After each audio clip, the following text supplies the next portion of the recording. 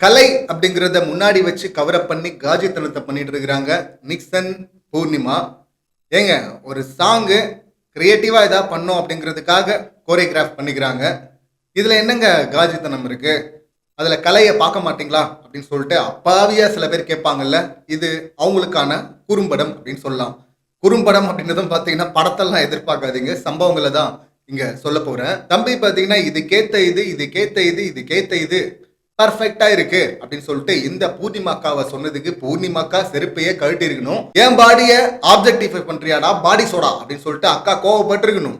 ஆனா அப்பதான் பாத்தீங்கன்னா அக்கா தன்னுடைய மூளையை கீழே போட்டு யார் மூளை அப்படின்னு சொல்லிட்டு எடுத்து காட்டிக்கிட்டு இருந்தாங்க, கேட்டுக்கிட்டு இருந்தாங்க. சரி, அப்ப புரியல, எப்பயாவது அந்த மூளையை எடுத்து வச்சிட்டாங்களான்னு பார்த்தா இன்னும் வைக்கல, அது வேற யாருதோ மிஸ் பண்ணிட்டு போயிட்டாங்க அப்படின்னு சொல்லிட்டு இன்னும் தேடிட்டே இருக்கிறாங்க போல இருக்கு. இவன் ரேப்பரு, அவங்க பர்ஃபார்மரு, பண்ணலாமே, டான்ஸ் ஆடலாமே, அதுல என்ன தப்பு இருக்குன்னா அந்த சாங் செலெக்ஷனை பாருங்க. என்னங்க கலையில இதெல்லாம் பாக்குறீங்க, டான்ஸ்னா அப்படிதாங்க இருக்கும், அதுல இப்படியாங்க பாப்பீங்க, திறமையா பார்க்க மாட்டீங்களா அப்படின்னு கேட்டீங்கன்னா திறமையா பார்ப்போம். இது மட்டுமே பண்ணா திறமையா அதை பார்ப்போம். ஆனா அது மட்டுமே பண்ணல, இதை எங்கிருந்து பாக்குறது? ஆக்சுவலி பாத்தீங்கன்னா இந்த சம்பவத்தெல்லாம் நான் பேச மாட்டேன். இப்ப பேச நம்மள தள்ளி இருக்கிறாங்க. நவம்பர் 4 அந்த சம்பவம் இருக்குல்ல, அதன் அடிப்படையில ஃபேக் அலிகேஷனை வச்சு ஒருத்தனை அன்சேஃப், பெண்களுக்கு பாதுகாப்பு இல்ல இவனால அப்படின்னு சொல்லிட்டு பிராண்ட் பண்ணி ஸ்டாம்ப் பண்ணி அனுப்புனாங்கல்ல, அந்த அனுப்புன ஆட்கள் தானே இப்படி எல்லாம் பண்ணிட்டு இருக்காங்க. அப்ப இதை நம்ம பேசிதானே ஆகணும். இந்த தடவல் மண்டன் ஆல்ரெடி ஐஷு கிட்ட இப்படி எல்லாம் நடந்துக்கிட்டாங்க அப்படின்னு சொல்லிட்டு ஏகப்பட்ட குறும்படங்களை பார்த்தோம். இந்த மருத்துவ முத்தத்துல ஆரம்பிச்சு ஃப்ரெண்ட்ஸ் வித் பெனிஃபிட்ஸ் வரை,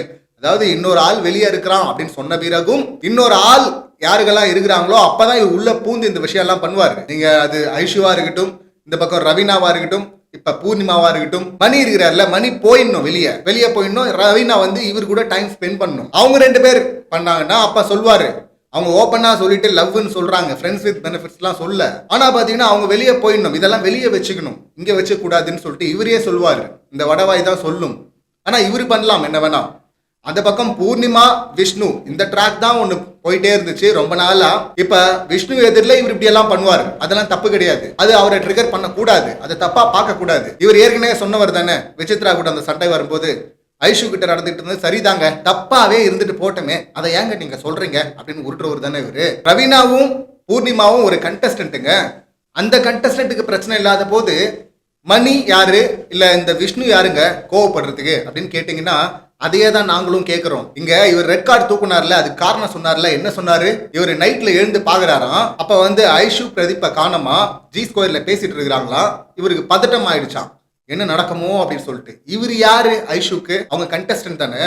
அவங்க வந்து கம்ப்ளைண்ட் பண்ணா அப்ப இவர் கோவப்பட்டா கூட ஒரு லாஜிக் இருக்கு. ஆனா அவங்க கம்ப்ளைண்ட் பண்ணாங்களா? இவரு அதை பார்த்து பொங்கி போய் ஐயோ என்ன பண்றானோ அப்படின்னு சொல்லிட்டு எனக்கு பதட்டமா இருக்கு, தூக்கம் வர மாட்டேங்குது, தூங்க முடியல அப்படின்னு சொல்லிட்டு அதுக்காக தான் இவர் ரெட் கார்டை காட்டினாராம். ஆனா உண்மை என்ன, ரியாலிட்டி என்ன? வெளியில ஐஷுடைய அப்பா அம்மா இதை பார்த்து இவனை பார்த்து தான் பதட்டத்துல இருந்தாங்க. அங்க ஐஷுடைய அப்பா பாத்தீங்கன்னா பிரதீப் கிட்ட நேரடியாவே மெசேஜ் பண்ணி கேட்டாரு, பிரதர் நீங்க திரும்ப உள்ள போனீங்கன்னா என் பொண்ணை காப்பாத்துங்க பிரதர் அப்படின்னு. ஆக்சுவலா பாத்தீங்கன்னா இவங்க அப்பா எல்லாம் இந்த மாதிரி கெஞ்சறதுக்கு முன்னாடியே பிரதீப் இதை சென்ஸ் பண்ணிட்டாரு, தப்பா போதுரா அப்படின்னு சொல்லிட்டு அவங்க கிட்டயே போய் சொன்னாரு, நிக்சன் கிட்டயும் சொன்னாரு, இதை நான் மறக்கடிக்கிறதுக்கு ஒண்ணு பண்றேன் அப்படின்னு சொல்லிட்டு பண்ணாருல. அதை தான் பாத்தீங்கன்னா இவங்க உடனே பெருசா ஊதி பாருங்க இப்படி எல்லாம் பண்றாரு, கீழ்த்தரமா பண்றாரு அப்படின்னு சொன்னவன் தான் இவன். எல்லா கீழ்த்தரமான வேலைகளையும் பாக்குற இவன் கீழ்த்தரமா பண்றாரு அப்படின்னு சொல்லி அவரை பிராண்ட் பண்ணான், ரெட் கார்டை தூக்குனான். இவங்களை காப்பாத்த போனதுனாலதான் பிரதீப் அந்த நிலைமையே கூட. அவர் பாட்டுன்னு எப்படியாவது போட்டோம் அப்படின்னு சொல்லிட்டு விட்டு போயிட்டு இருந்தாருன்னா பிரச்சனையே கிடையாது. இந்த நிக்சனை பத்தி ஐஷு கம்ப்ளைண்ட் பண்ணலையே அப்படின்னு சில பேர் சொல்லுவாங்க, அப்பாவே கேட்பாங்க. அவங்களுக்கு நம்ம சொல்றது இல்லைங்க, கம்ப்ளைண்ட் பண்ணிருக்காங்க. யார்கிட்ட? மணி கிட்ட போயிட்டு, வெளியே எனக்கு ஆள் இருக்குன்னு நான் சொல்லிட்டேன், ஆனாலும் அவனை கண்ட்ரோல் பண்ண முடியல, அவன் இப்படிதான் பண்றான் அப்படின்னு சொல்லி புலம்பிருக்கிறாங்க. அந்த வைல்ட் கார்டு என்ட்ரிஸ் எல்லாம் உள்ள வந்தாங்கல்ல அன்னைக்கு நைட்டு, பழசெல்லாம் எரேஸ் பண்ணிட்டு இந்த டான்ஸை மட்டுமே பாக்குறதுக்கு நாங்க முட்டுகள் கிடையாது, உருட்டுகள் கிடையாது, டாஸ்க் வச்சு அதான் உருட்டுற கூட்டம் உடனே வந்துட்டானுங்க. ரவீனா கூட பாருங்க வெளியே இப்படி எல்லாம் டான்ஸ் ஆடி இருக்கிறாங்க அப்படின்னு சொல்லிட்டு. டேய், வெளியே ஆடுறது வந்து அது ஷோ, அங்க பர்ஃபார்ம் பண்றாங்க. இங்கேயும் பாத்தீங்கன்னா இந்த டான்ஸ் மரத்தான் இருந்துச்சுல, அதுல தம்பி பர்ஃபார்ம் பண்ணியிருந்தாருன்னா நம்ம கேள்வியே கேட்டிருக்க மாட்டோம், ஏன்னா அது கொடுக்கப்பட்ட டாஸ்க். ஆனா இங்க டாஸ்க் எல்லாம் கொடுக்கல. இவனுடைய பிஹேவியரல் பேட்டர்ன் என்ன அப்படின்னு சொல்லிட்டு நம்ம தொடர்ந்து பார்த்துருக்கிறோம்ல, அதன் அடிப்படையில பார்க்கும்போது இப்ப தெரியுதா இது கலை இல்ல காஜி அப்படின்னு சொல்லிட்டு. இது மட்டுமே இல்லைங்க, திரும்பவும் பூர்ணிமா கிட்ட இந்த ரிகர்சல் பண்ணும்போது அவர் சொல்லியிருக்காரு, அழகா இருக்கக்கா, இந்த மாதிரி ரிகர்சல் பண்ணும்போது யாரும் உனக்கு ப்ரப்போஸ் பண்ணலையா அப்படின்னு தம்பி சொல்லியிருக்காரு. அப்பயாவது கோவப்படணும்ல, கோவப்பட மாட்டாங்க, ஏன்னா மூளை அவங்க கிட்ட இல்ல. அதை வந்து இங்க மாயா கிட்ட சொல்லும் போது மாயாவே எல்லாத்துக்குமே முட்டு கொடுக்குற மாயாவே வந்து பாத்தீங்கன்னா நீங்க தம்பியை வந்து தப்பா டிஸ்டர்ப் பண்றீங்க அப்படின்னு சொல்லிட்டு அவங்க சொல்றாங்க. இல்லங்க அது வந்து காம்ப்ளிமெண்ட்டுங்க அப்படின்னு சொல்லிட்டு உருட்டுறாங்க. காம்ப்ளிமெண்டா அது அப்பா இவன் என்ன மைண்ட் செட்ல பாக்குறான் அப்படின்னு சொல்லிட்டு தெரியுது இல்ல. ஆனா இதுக்கு இவங்க வைக்கிற அந்த கவரப் தான் பாத்தீங்கன்னா அக்கா தம்பி. வடிவேலு பேக்கரி காமெடியை விட பயங்கரமா இருக்கு இது. இது மட்டுமே இல்லைங்க, இன்னொரு இடத்துல மாயா பூர்ணிமா நிக்சன் பேசிட்டு இருக்கிறாங்க. அப்ப அவர் சொல்றாரு இவர் வந்து தோழிகளை வந்து அவருடைய தோழியை வந்து பைக்ல வெளியே கூட்டு போனோம் அப்படின்னு சொன்னா பிடிக்காதான், ஏன்னா முகத்தை பார்க்க முடியாதான். பாருங்களேன், வெளியே போறது அப்படிங்கிறது டிராவலிங்ல தான் அந்த பைக்ல போவாங்க. அந்த டிராவல் டைம்ல கூட பாத்தீங்கன்னா இவர் முகத்தை பார்த்துக்கிட்டே இருக்கணுமா. இவர் இப்படி சொன்னதும் பாத்தீங்கன்னா ஏன்டா ஷையா ஃபீல் பண்றியா அப்படின்னு சொல்லிட்டு ஒரு மாதிரி கவர் அப் பண்றதுக்கு மாயா ட்ரை பண்றாங்க. அப்ப பாத்தீங்கன்னா உடனே பூர்ணிமா வந்து தேச்சா அப்படியெல்லாம் கிடையாது, எதுக்கு அவ்வளவு தூரம் வெளியெல்லாம் போயிட்டு, அதான் வீடு இருக்கே அப்படின்றாங்க. இப்ப இந்த டாட்ஸ் எல்லாம் சேர்த்து பாருங்க, இப்ப தெரியுதா அதுல கலையா இருக்கு, கலை இருக்கா காஜி இருக்கா. ரிகர்சல் அப்படிங்கிற பேர்ல இவங்க பண்ற இந்த காஜித்தனம்லாம் இருக்குல்ல, அதெல்லாம் இன்னும் சொல்ல முடியாது.